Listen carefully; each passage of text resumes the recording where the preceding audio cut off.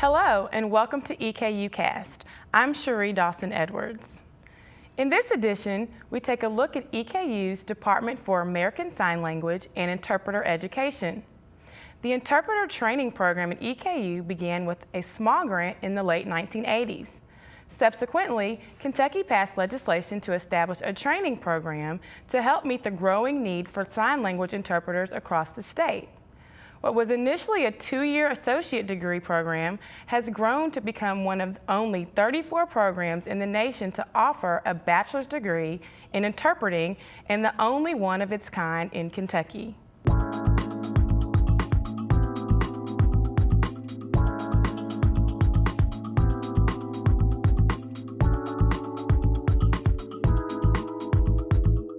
We are something relatively new to higher education, and that something is the process of training sign language interpreters who interpret for deaf and hard of hearing people. ASL is not like English at all. It is quite different from English. It is a foreign language with its own unique linguistic structure. Learning it is challenging and fun. Students interested in applying to the Interpreter Training Program must complete a set of prerequisites, including 4 ASL classes. In order to enter the program, students must be interviewed by the faculty, and only the top students are selected for acceptance into the program. So we get 32 applicants, and we do an intensive screening. The screening process is a little bit intimidating for some of the students because it's all done in sign language. And they interview with 4 or 6 faculty and staff at one time. We go through a series of questions. We look at their GPA, we look at their letters of recommendation, try and pick the best of the best. So we take in a group of 24, roughly every 2 years. They move through full time, they all take the same classes, then they graduate, and then we repeat the cycle.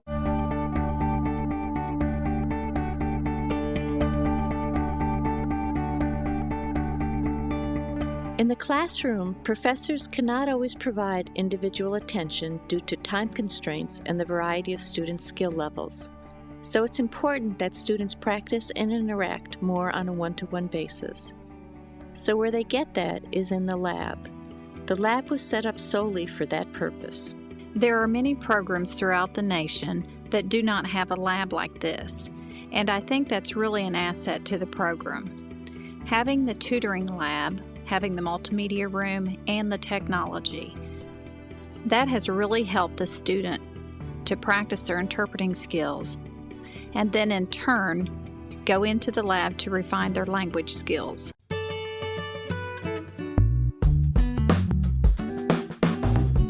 Anytime you have a language group, you'll have a community with that group, and you'll have a culture with that group. The same thing with folks who use American Sign Language who are deaf.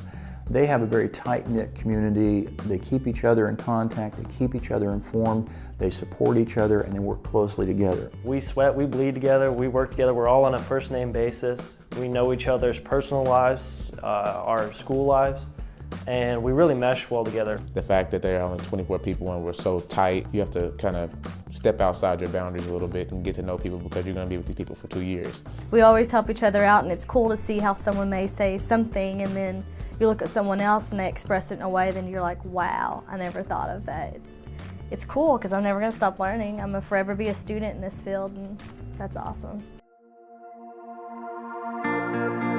The internship is an opportunity for students to let us know where their area of interest is. Some of them will focus on theatrical interpreting, some will focus on community where you'll have a wide range of jobs.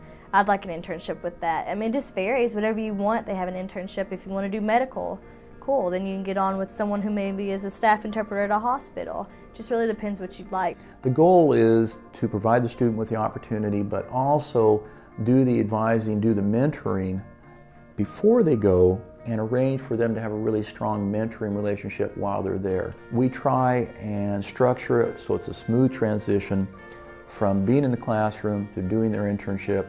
And then, as with any of us when we graduated from college, going out in the real world is very different. And so we try and give them that real world experience. There is a strong demand for our graduates. We have, up to this point, had pretty well 100% placement for our graduates. And for a baccalaureate program in area that we're in, feel pretty good about that.